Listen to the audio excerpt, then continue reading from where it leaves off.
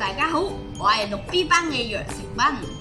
今日我要介紹嘅書係《大聖哭》，作者係謝志榮，而出版社係心田文化。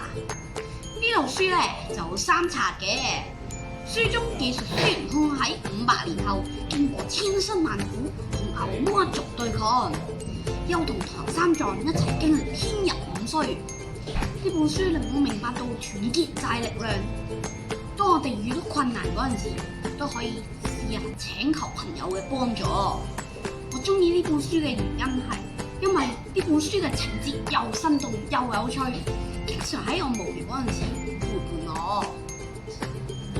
因為孫悟空咧有火眼金睛嘅比喻，同埋打交唔肯認輸嘅性格，所以先吸引我睇呢本書。希望我長大之後咧，可以成為好似孫悟空一樣咁堅強嘅人。